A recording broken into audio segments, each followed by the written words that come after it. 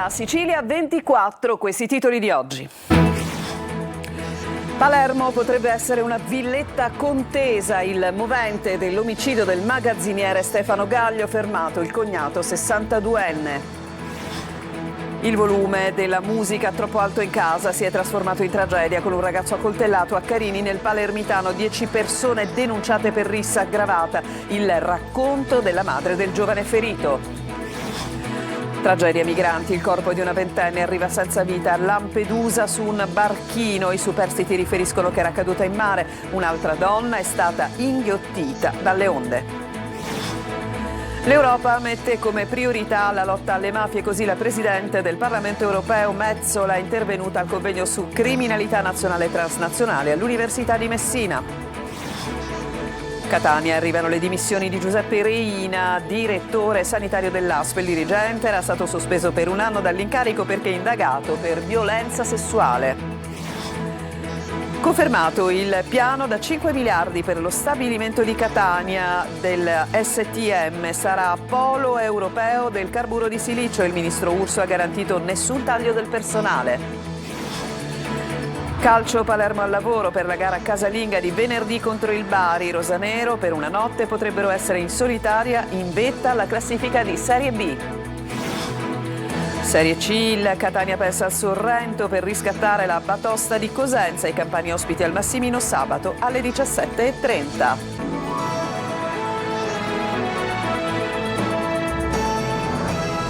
Ben trovati, potrebbe essere una villetta contesa, il movente dell'omicidio del magazziniere Stefano Gaglio. Ad uccidere l'uomo a Palermo, il cognato 62enne, sarebbero nate liti e gelosie per la villa che il suocero aveva donato alla figlia e moglie di Gaglio. Marco Gullà.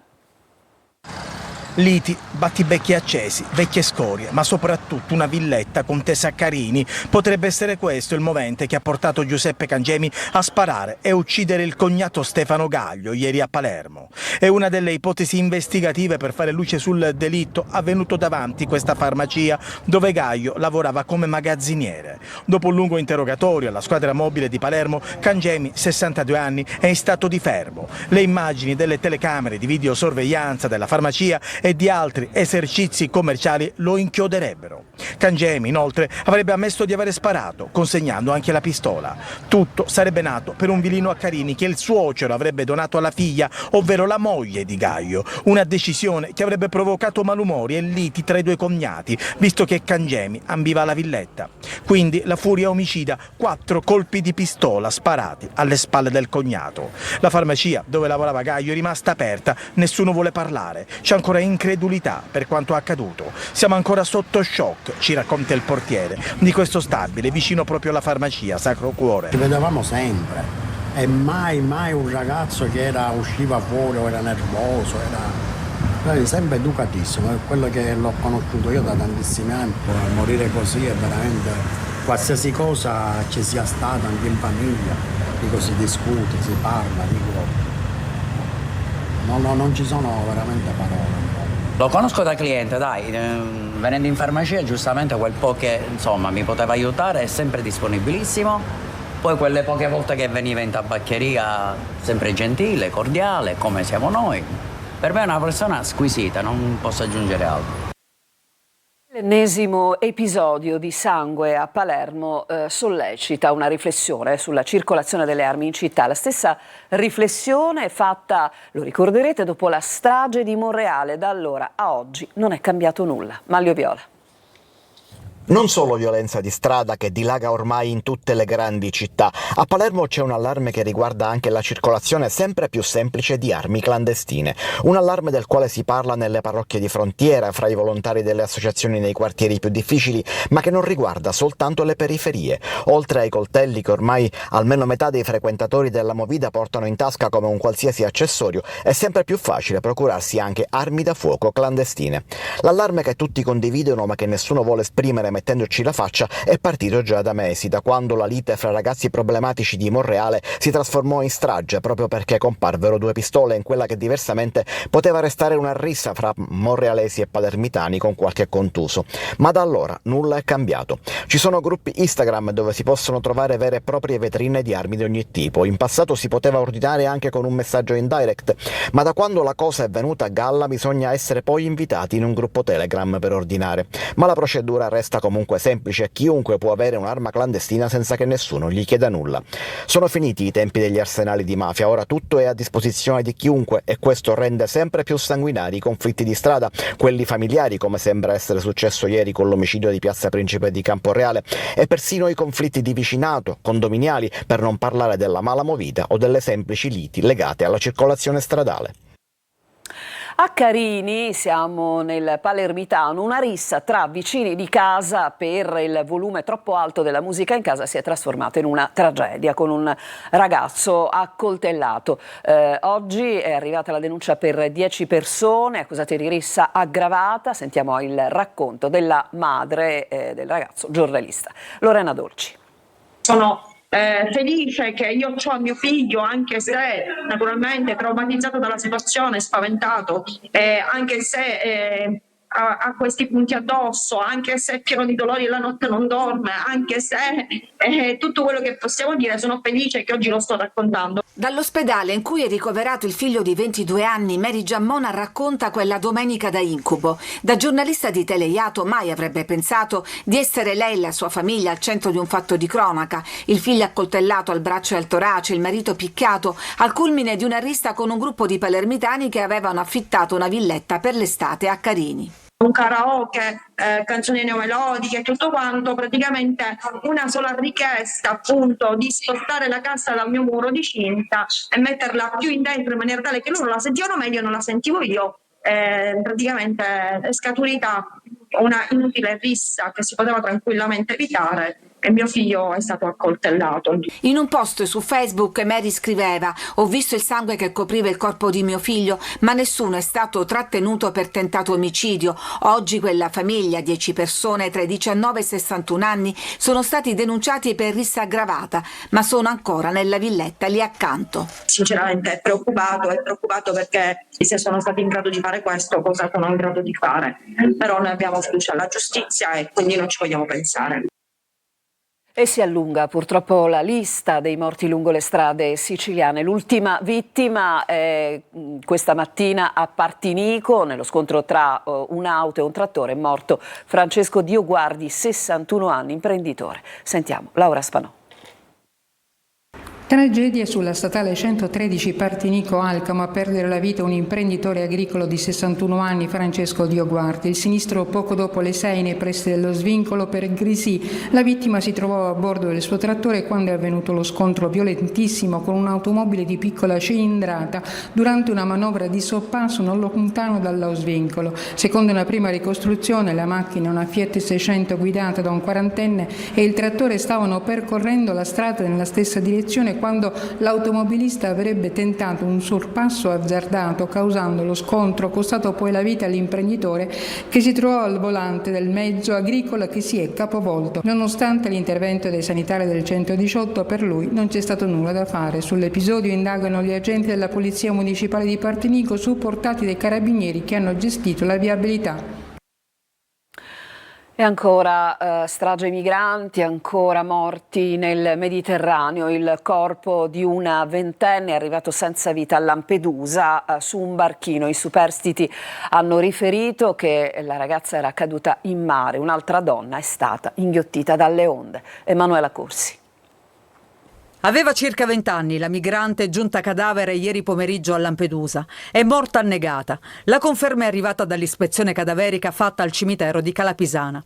Il suo corpo era nel barchino che la motovedetta della Guardia Costiera ha soccorso e sul quale viaggiavano 63 ivoriani, gambiani, guineani, malesi, senegalesi e sudanesi, partiti da Sfax, in Tunisia.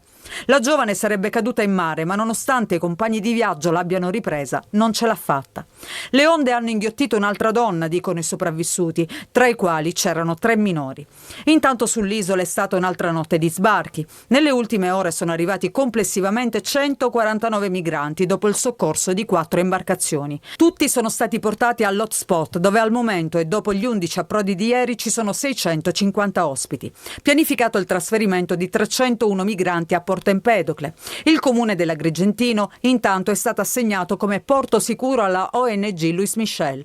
L'imbarcazione ha a bordo 26 migranti, tra cui una donna incinta, salvati nel Mediterraneo. L'arrivo è previsto per il pomeriggio. Il nuovo volto della criminalità europea tra criptovalute e tecnologie, una criminalità che si è, unita, è diventata transnazionale. Se ne è discusso oggi all'Università di Messina, alla presenza della Presidente del Parlamento europeo, Roberta Metsola, del Ministro degli Interni Piantedosi e dei vertici delle agenzie investigative europee. Era lì per noi Francesco Triolo. Un'azione congiunta, una legislazione univoca a livello europeo per contrastare una criminalità che è sempre più internazionale, che utilizza da tempo le criptovalute, la moneta virtuale che garantisce privacy e soprattutto anonimato. Per questo si parla di cybercriminalità e l'allarme è arrivato dal convegno organizzato a Messina all'Università sulla criminalità nazionale e transnazionale, al quale hanno preso parte anche la Presidente del Parlamento europeo Roberta Metsola, il Ministro dell'Interno Matteo Piantedosi, i procuratori distrettuali di Sicilia e Calabria ed i vertici delle agenzie investigative europee, i rappresentanti delle forze dell'ordine. Sono fenomeni di integrazione sempre più preoccupanti, anche perché si avvalgono in una misura massiva delle nuove tecnologie, ciò che comporta l'uso di tecniche di dissimulazione, di occultamento sempre più difficili da contrastare. Gli appetiti della criminalità sono tanti, dai fondi del PNRR a quelli per il futuro ponte sullo Stretto, ad esempio. Dove ci sono soldi, loro arrivano, e in questo momento il PNRR potrebbe diventare un bottino facile, potrebbe essere un danno così grande che da far tornare indietro di 30 anni la lotta alle mafie. Dagli atti del convegno arriverà un testo da presentare in Europarlamento per rivisitare quindi la normativa del 2008, considerata troppo vecchia rispetto alla corsa alla tecnologia della criminalità. Le leggi italiane, quello che ha vissuto questo paese, ci ha imparato molto, ci ha insegnato molto, e su questo noi facciamo delle leggi per tutta l'Europa. È per questo che voglio prendere con me delle storie, delle vite che sono perse, ma anche della lotta contro il male, perché nell'Europa non abbiamo posto di accettare la criminalità transnazionale e faremo tutto per abbatterla. E si è dimesso da direttore sanitario dell'ASP di Catania Giuseppe Reina, che era stato sospeso dall'incarico perché indagato per violenza sessuale. Desiree Ferlito. Dopo la bufera che lo ha coinvolto, si è dimesso da direttore sanitario dell'ASP di Catania per motivi personali Giuseppe Reina, che era stato sospeso dall'incarico perché indagato per violenza sessuale.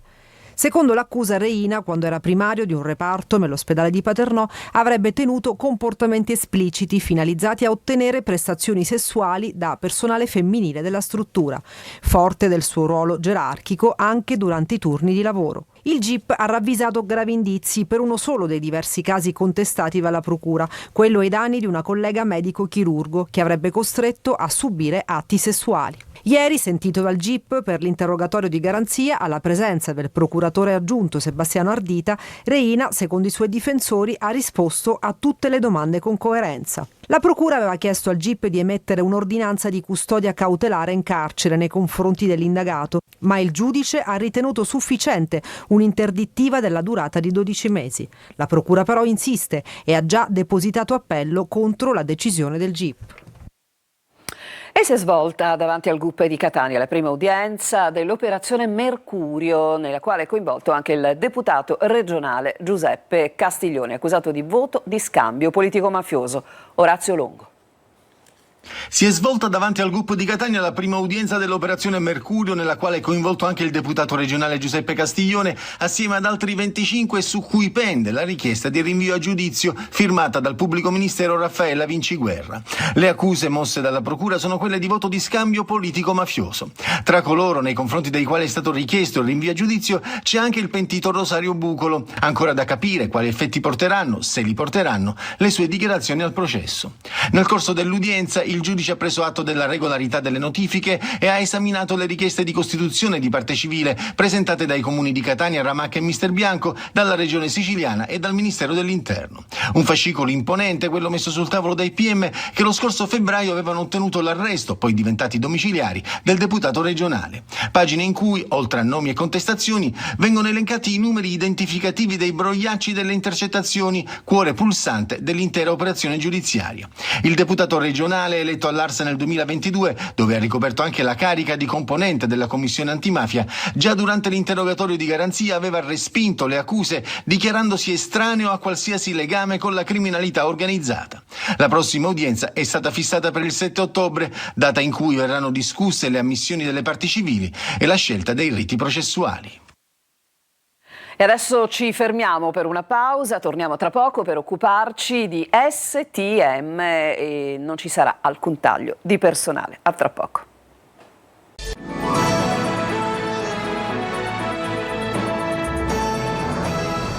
Siamo alla seconda parte. A Catania ha confermato il piano STM da 5 miliardi. Sarà polo europeo del carburo di silicio. È quanto emerso dall'incontro con il ministro Urso, che ha garantito che non ci saranno tagli del personale. Simona Mazzone.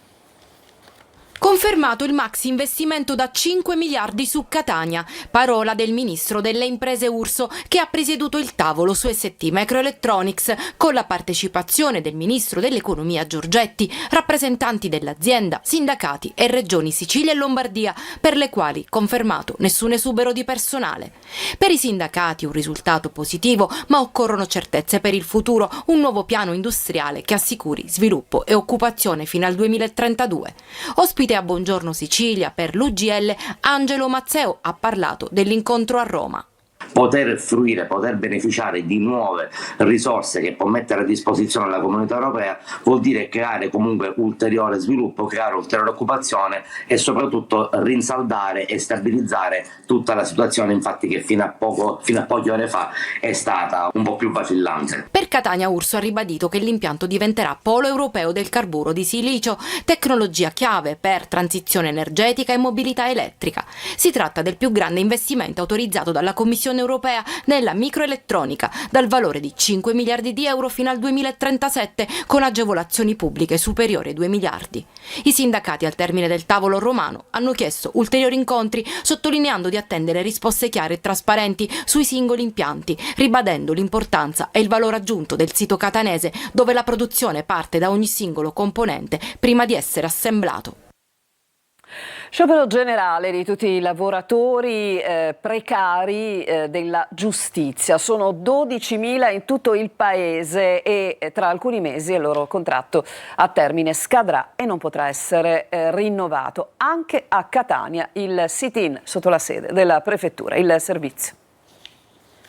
Un esercito di 12.000 lavoratori su tessuto nazionale. Solo a Catania città sono 600, tra funzionari ufficio del processo, tecnici di amministrazione e operatori data entry. Nella giornata dello sciopero generale, i precari del PNRR hanno consegnato alle prefetture d'Italia un documento indirizzato al governo. Tribunali, corti d'appello e uffici giudiziari schiacciati da gravi carenze di organico con carichi di lavoro ingestibili. La fine del loro servizio, iniziato nel febbraio di 3 anni fa, è prevista per giugno del 2026, dopo alcune proroghe di gran parte dei lavoratori precari. Ma come si è arrivati a questo punto? Non c'è la copertura dei fondi sufficiente per poter stabilizzare 12.000 precari a livello nazionale. E come funzionerà il Tribunale dopo giugno 2026?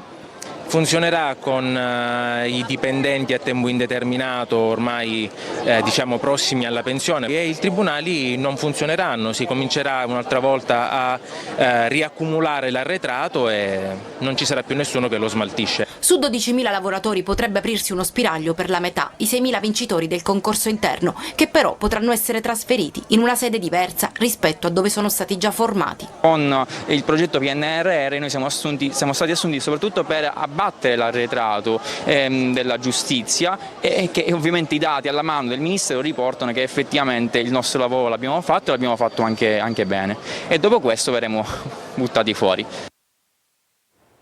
Adesso ci spostiamo sull'isola di Favignana, sono giorni di grande festa e ve li raccontiamo in questo servizio di Orazio Longo. A dispetto del dibattito estivo su turismo in calo oppure no, Favignana risponde con un pieno di visitatori. In tanti hanno scelto la settimana della ricorrenza del Santissimo Crocifisso per approdare sull'isola. Il sindaco Giuseppe Pagotto conferma che a prescindere dai giorni della festa, l'isola delle Egadi è tra le mete più ambite anche a settembre, secondo l'ultimo rapporto Panorama Turismo Mare Italia. Non ce l'aspettavamo, in pochi mesi i balneari, quindi la statistica, hanno certificato Favignana come la meta e le Egadi, anzi le isole Egadi, come la meta più percepita, più green e sostenibile. Diversi gli appuntamenti, quando religiosi ma anche culturali e di intrattenimento, nel programma organizzato dall'amministrazione comunale. Sul palco la Rubina Band e anche la comicità di Sasà Salvaggio. Questo è un bel segnale per il turismo, che la Sicilia, Favignana, tante isole siciliane ancora accolgono tanti turisti. Venire qua è sempre bello, domani ne approfitto, mi faccio pure un bagno e a questo punto che devo dire, da Sasà è tutto.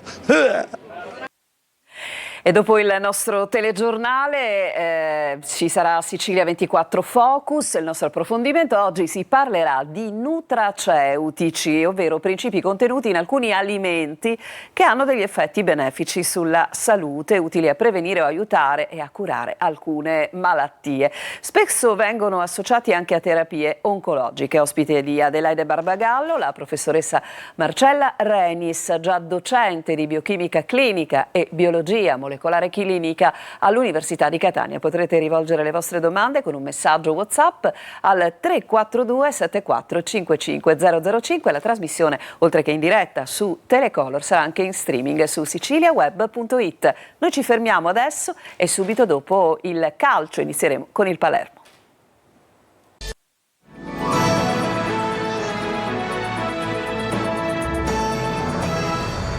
Siamo al calcio, il Palermo è al lavoro per la gara di venerdì sera al Barbera contro il Bari. Rosanero, per una notte almeno, potrebbero, con risultato positivo, rimanere soli in vetta alla classifica di Serie B. Marco Gullà.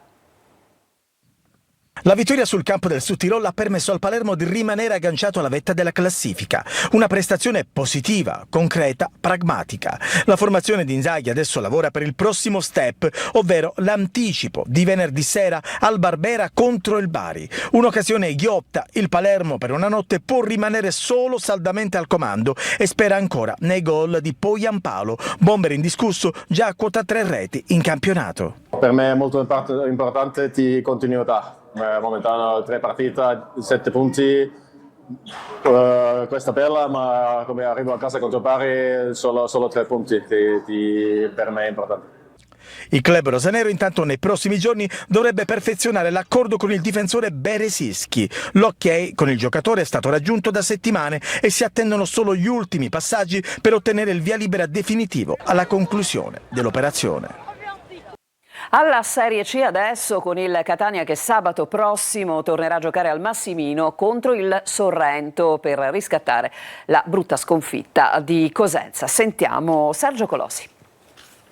Il rilancio in 3 mosse per mettersi alle spalle il peggior Catania d'inizio stagione, troppo brutto per essere vero, lontano parente di quella macchina perfetta che nelle prime 3 giornate aveva sempre vinto, realizzando 11 reti con Dini imbattuto. A Cosenza è cambiato tutto, squadra lenta e impacciata, poco aggressiva, messa sotto costante pressione da un avversario più determinato. Sabato pomeriggio al Massimino arriva il Sorrento, mercoledì prossimo nel primo turno infrasettimanale derby notturno a Trapani. Trapani e domenica 28 trasferta a Cerignola. 3 appuntamenti per ritrovare il vero Catania, quello delle prime 3 giornate. La sconfitta di Cosenza è stata esaminata da Toscano, il ritorno in campo part-time del capitano Francesco Di Tacchio e l'inserimento di Gabriel Lunetta, terzo gol dalla panchina e più di un'alternativa, sono le poche note liete di giornata. L'adattamento di Gimenez interno di centrocampo, già provato in passato, continua a non funzionare, ma sabato contro il Sorrento, sconfitto in 3 delle prime 4 gare di campionato, tornerà disponibile Guaini che ha scontato i 4 turni di squalifica.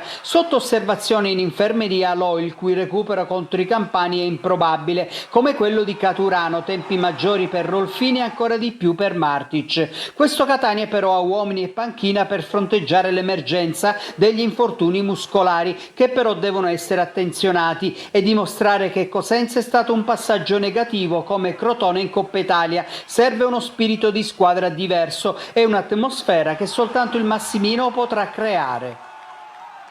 Questo era il nostro ultimo servizio, Sicilia 24 dunque finisce qui, prossimo appuntamento con l'informazione di Telecolor alle 19, adesso vi lascio un interessante appuntamento con il nostro Sicilia 24 Focus condotto oggi da Adelaide Barbagallo. A tutti un buon pomeriggio.